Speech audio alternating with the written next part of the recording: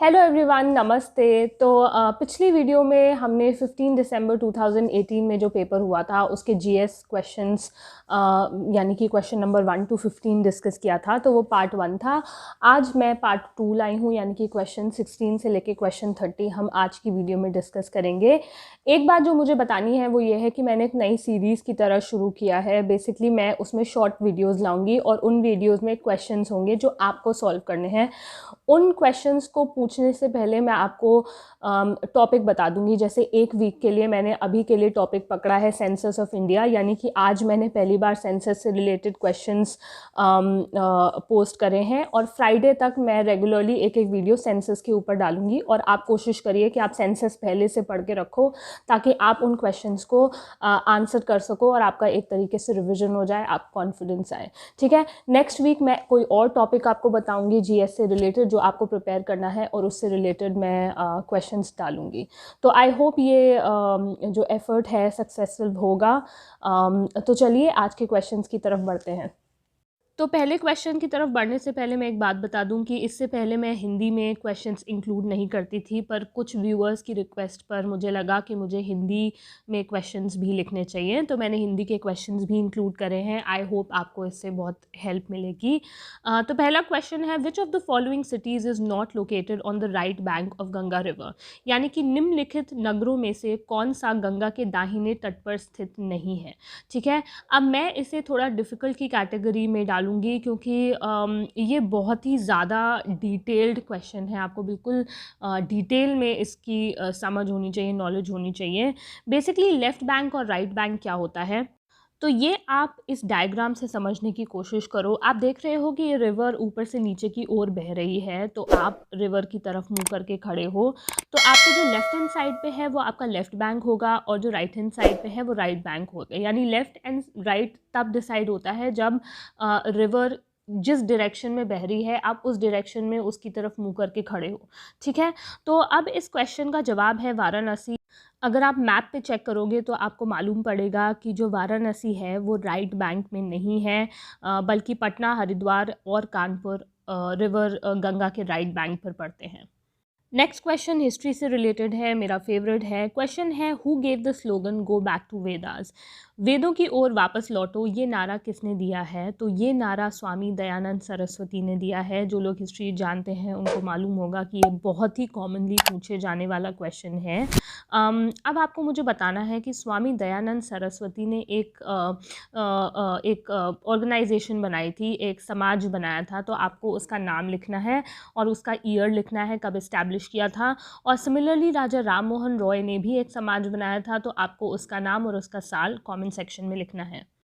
Next question है, who was the founder of Ghadar party, Ghadar party के संस्थापक का नाम बताइए। तो इसका आंसर है लाला हरदयाल। ये भी हिस्ट्री का क्वेश्चन है और बहुत ही कॉमनली पूछे जाने वाला क्वेश्चन है। लाला हरदयाल ने 1913 में ये पार्टी बनाई थी। ये एक रेवोल्यूशनरी ऑर्गेनाइजेशन में आता है। अब आपको मुझे कमेंट सेक्शन में बताना है कि ये यूएसए की कौन सी सिटी में बनाई गई थी। नेक्स्ट क्वेश्चन है, which of the following revolts was associated with Sidho and Kanhu, निम्नलिखित विद्रोहों में से कौन सा सिद्धो और कान्हू से संबंधित नहीं है? तो ये पेजेंट रिवोल्ट्स और फार्मर्स रिवोल्ट्स और ट्राइबल रिवोल्ट्स आपको पता है हिस्ट्री में एक बहुत ही इंपॉर्टेंट टॉपिक है। तो सिद्धो और कान्हू ये बहुत ही फेमस क्वेश्चन है और ये बहुत एग्जाम्स में पूछा गया है। ये बेसिकली सांथाल राइजिंग से रिलेटेड है। सांथालों ने 1857 के रिवोल्ट से पहले ही ये रिवोल्ट किया था। अब आप मुझे कमेंट सेक्शन में बताना कि सांथाल किस बात का विद्रोह कर रहे थे।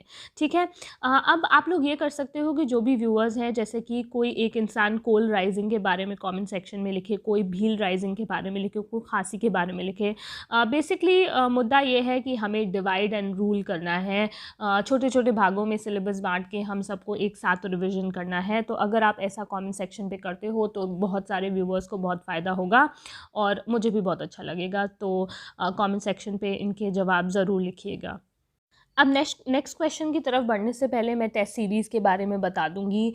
बेसिकली 3 तरीके की टेस्ट सीरीज़ शुरू की हुई है। एक टेस्ट सीरीज़ तो जीएस बेस्ड है, एक टेस्ट सीरीज़ जो सिर्फ सब्जेक्ट के ऊपर है और एक टेस्ट सीरीज़ जो दोनों जीएस और सब्जेक्ट को वो करते हैं, प्रिपेयर करवाने में हेल्प करते हैं। तो आप अगर टेस्ट सीरीज़ लेना चाहते हो तो आप इंस्टाग्राम चैनल पे कांटेक्ट कर सकते हो। इंस्टाग्राम का जो चैनल है उसका लिंक डिस्क्रिप्शन बॉक्स में है। आप अगर टेस्ट सीरीज़ ले रहे हो तो बिल्कुल भी बेफिक्र होकर लो, क्योंकि टेस्ट मैंने बिल्कुल UPSC के हिसाब से बनाया है और आपको बहुत ही मदद करेगा। ठीक है, नेक्स्ट क्वेश्चन है, भारत की संसद में शामिल है, यानी कि Indian parliament consist of, sorry Hindi थोड़ी अच्छी शायद नहीं है। तो ये क्वेश्चन अगेन बहुत ही ज़्यादा इजी है। आपको पता है इंडियन पार्लियामेंट में प्रेसिडेंट, लोकसभा और राज्यसभा तीनों ही आते हैं इंडियन पार्लियामेंट में।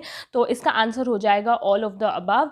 अब आपको मुझे कमेंट सेक्शन में बताना है कि हर राज्य में भी जैसे एक अपर हाउस होता है, एक लोअर हाउस होता है, पर इंडिया के हर राज्य में ऐसा नहीं है। ऐसे कुछ ही राज्य हैं जिसमें लेजिस्लेटिव काउंसिल भी है और लेजिस्लेटिव असेंबली भी है। तो आपको कमेंट सेक्शन में ये बताना है कि इंडिया के कितने ऐसे स्टेट्स हैं जिसमें दोनों हाउसेज हैं, यानी कि लेजिस्लेटिव असेंबली भी है और लेजिस्लेटिव काउंसिल भी है। और अगर हो सके तो आप उन स्टेट्स के नाम भी लिख सकते हो। अगला क्वेश्चन है, which article of Indian constitution is associated with the election of vice president. यानी कि आपको पता है इंडियन कॉन्स्टिट्यूशन में बहुत सारे आर्टिकल्स हैं, तो इन निम्नलिखित में से कौन सा ऐसा अनुच्छेद है जो राष्ट्रपति के चुनाव से संबंधित है। ठीक है, तो इसका आंसर डायरेक्टली मैं बता देती हूँ, आर्टिकल नंबर 66 है। बेसिकली वाइस प्रेसिडेंट से रिलेटेड जो आर्टिकल्स हैं वो आर्टिकल 63 से शुरू होते होते आर्टिकल 71 तक आते हैं। आपको मुझे ये बताना है कि ऐसा कौन सा आर्टिकल है जो ये बताता है कि प्रेसिडेंट की नामौजूदगी में वाइस प्रेसिडेंट का काम करेगा। आपको वो अनुच्छेद कमेंट सेक्शन में लिखना है। अगला सवाल ये है, सॉरी मैं थोड़ा बीच बीच में फंबल कर जाती हूँ। बेसिकली रीज़न ये है कि एट अ स्ट्रेच जब आप वीडियो बनाते हो तो आपको लगता है कि वीडियो कहीं बहुत ज़्यादा लंबी ना हो जाए, तो जल्दी जल्दी बोलने के चक्कर में मैं कभी कभी फंबल भी हो जाती हूँ या कभी कभी कुछ गलत भी बोल जाती हूँ। तो अगर मैं कुछ गलत बोल दूँ तो आप मुझे कॉमेंट सेक्शन पर करेक्ट कर देना, और अगर मैं थोड़ा फंबल कर रही हूँ तो उसके लिए भी माफ़ करना। ठीक है, तो नेक्स्ट क्वेश्चन है, the number of members elected in Lok Sabha from state is. तो क्वेश्चन है, लोकसभा में राज्यों से निर्वाचित सदस्यों की संख्या क्या है। ठीक है, तो बेसिकली आपको मालूम होना चाहिए कि राज्यों से 530 मेंबर्स इलेक्ट होके आते हैं। लोकसभा में डायरेक्ट इलेक्शन होता है, यानी कि हम लोग डायरेक्टली अपने रिप्रेजेंटेटिव्स को इलेक्ट करते हैं। तो 530 स्टेट से आते हैं और 13 जो है वो यूनियन टेरिटरीज से आते हैं। यूनियन टेरिटरीज आपको मालूम है। और उसके अलावा जो 2 मेंबर्स हैं वो प्रेसिडेंट नॉमिनेट करते हैं, जो एंग्लो इंडियन कम्युनिटी को बिलोंग करते हैं। नॉमिनेशन तब होता है जब पार्लियामेंट में एंग्लो इंडियंस की मतलब जो संख्या है वो 0 हो या बहुत ही ज़्यादा कम हो, तो प्रेसिडेंट एंग्लो इंडियंस को नॉमिनेट करते हैं। अब आपको मुझे कमेंट सेक्शन में यही ब्रेकअप राज्यसभा का बताना है कि राज्यसभा में स्टेट्स से कितने लोग आते हैं और प्रेसिडेंट कितने लोगों को नॉमिनेट करते हैं। जो नेक्स्ट क्वेश्चन है वो मैंने चेंज कर दिया है क्योंकि वो उस टाइम के करंट अफेयर्स में से था। क्वेश्चन था कि फीफा वर्ल्ड कप 2018 कहाँ पे आयोजित किया गया था, तो वो रशिया था। तो वो उस टाइम का क्वेश्चन था, पर आज के टाइम के लिए वो इम्पोर्टेंट नहीं है, तो मैंने आज के हिसाब से करंट अफेयर उठाया है। तो क्वेश्चन है, in which country will the Olympic 2020 be conducted. निम्नलिखित देशों में से किस में ओलंपिक 2020 आयोजित किया जाएगा। ठीक है, तो आपको पता है कि ओलंपिक 2020 में होना था, पर ये जो पैंडमिक हुआ, जो कोरोना वायरस का पैंडमिक आया, उस वजह से ओलंपिक कंडक्ट नहीं किया जा सका। अब पूरे आसार लग रहे हैं कि 2021 सितंबर के अराउंड ओलंपिक को कंडक्ट किया जाएगा, और ये ओलंपिक कंडक्ट होगा जापान में, तो इसीलिए इसको टोक्यो ओलंपिक कहते हैं, जो कि 2020 ही बोला जाएगा। नेक्स्ट क्वेश्चन फिर से करंट अफेयर्स से था, इसलिए मैंने क्वेश्चन चेंज कर दिया। उस टाइम पे क्वेश्चन पूछा गया था कर्नाटका लेजिस्लेटिव असेंबली के इलेक्शन से रिलेटेड, तो मैंने उसे चेंज कर दिया।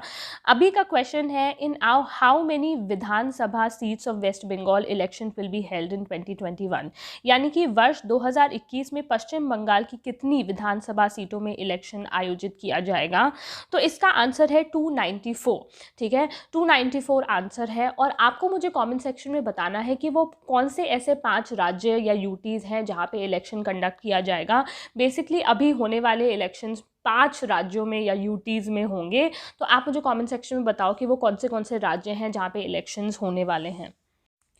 अगला प्रश्न फिर से करंट अफेयर्स से था, तो मैंने उसे दोबारा से चेंज कर दिया है और एक इम्पॉर्टेंट क्वेश्चन उठाया है। क्वेश्चन है, who was recently awarded the CERAWeek global energy and environment leadership award. तो ये जो global energy and environment leadership award, ये हमारे प्रधानमंत्री यानी नरेंद्र मोदी को दिया गया है और काफ़ी अच्छी बातें कही गई हैं ये अवार्ड देते टाइम। तो ये हम सब इंडियंस के लिए बहुत ही प्राउड मोमेंट है। तो इसका आंसर हो जाएगा नरेंद्र मोदी। नेक्स्ट क्वेश्चन फिर से करंट अफेयर्स से था। तो question basically times person of the year 2018 के बारे में था कि किसको times person of the year 2018 की उपाधि मिली है, पर मैंने उसे 2020 से चेंज कर दिया। तो अभी के टाइम पे जो times person of the year हैं वो दो हैं, जो बाइडन एंड कमला हैरिस। आपको पता है कि जो बाइडन यूएसए का इलेक्शन जीत के डोनाल्ड ट्रंप को हरा के वो यूएसए के नए राष्ट्रपति बने हैं, और उसके अलावा कमला हैरिस जो कि इंडियन ओरिजिन की है, वो वहाँ की वाइस प्रेसिडेंट बनी है। तो इसका आंसर हो जाएगा Joe Biden and Kamala Harris. Next question फिर से करंट अफेयर्स से था, तो मैंने उसे थोड़ा चेंज कर दिया है। क्वेश्चन एस्पिरेशनल डिस्ट्रिक्ट प्रोग्राम के बारे में ही था, तो मैंने उसे चेंज करके ये नया क्वेश्चन है वो ये है कि when was the aspirational district programme of NITI Aayog launched. तो आपको ये पता होना चाहिए कि जो एस्पिरेशनल डिस्ट्रिक्ट प्रोग्राम है यानी कि अभिलाषी जिला कार्यक्रम है, ये नीति आयोग ने शुरू किया है, ठीक है। उसके अलावा ये शुरू हुआ था 2018 में, तो ये 2018 का शुरू किया हुआ प्रोग्राम है। अब आपको मुझे कमेंट सेक्शन में बताना है कि नीति आयोग ऐसे बहुत सारे इंडेक्सेस निकालती हैं। अगर आपको कोई एक इंडेक्स याद आता है, जैसे कि हमने पहले भी एक इंडेक्स की बात की है, तो अभी मैं यहाँ नहीं बताऊँगी, तो आपको मुझे कमेंट सेक्शन में बताना है कि नीति आयोग द्वारा जैसे ओके, मैं कोई हिंट नहीं दे रही हूँ, तो आपको कमेंट सेक्शन में ही बताना है कि नीति आयोग द्वारा कोई और इंडेक्स जारी हुआ है तो उसका नाम आप लिखो।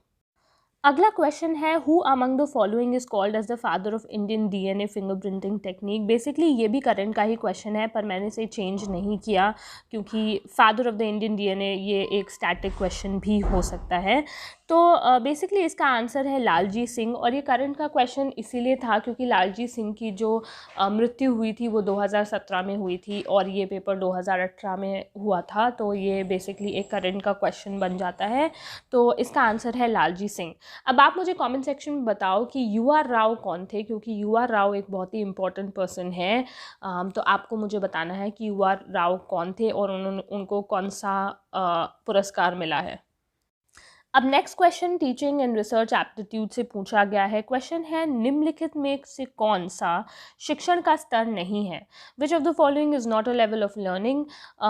तो बेसिकली आपको पता है कि लर्निंग के 3 लेवल होते हैं। पहले मेमोरी लेवल होता है, जब आप चीज़ें अपनी मेमोरी में बिठाते हैं। दूसरा लेवल होता है अंडरस्टैंडिंग लेवल, और तीसरा लेवल होता है रिफ्लेक्टिव लेवल, जब आप अपनी समझी हुई चीज़ों को लाइफ पे अप्लाई करते हैं, ठीक है। तो इसका आंसर ऑब्वियसली डिफरेंशियल लेवल हो जाएगा। डिफरेंशियल लेवल कोई लेवल नहीं होता है लर्निंग का। तो आपको 3 लेवल्स याद रखने हैं, मेमोरी लेवल, अंडरस्टैंडिंग लेवल और रिफ्लेक्टिव लेवल। जो क्वेश्चंस मैं इंस्टाग्राम पे पोस्ट करती हूँ, मैं उनमें ये क्वेश्चंस ऑलरेडी ही पोस्ट कर चुकी हूँ। तो अगर आप मेरा इंस्टाग्राम फॉलो नहीं करते हो तो आपको फॉलो करना चाहिए, क्योंकि डेली मैं उसमें प्रैक्टिस क्वेश्चंस डालती हूँ और आपको इस तरीके के टीचिंग एप्टीट्यूड से रिलेटेड क्वेश्चंस वहाँ पे बहुत सारे मिल जाएंगे। आज का लास्ट क्वेश्चन है, निम्नलिखित में किसे मानव विकास सूचकांक की संकल्पना को प्रारंभ करने का श्रेय प्राप्त है, यानी कि who among the following is known for introducing the concept of human development index. तो ह्यूमन डेवलपमेंट इंडेक्स के बारे में आप जानते ही हो, ये बहुत ही पॉपुलर सूचकांक है और कंट्रीज़ को रैंक करता है उनके ह्यूमन डेवलपमेंट के हिसाब से।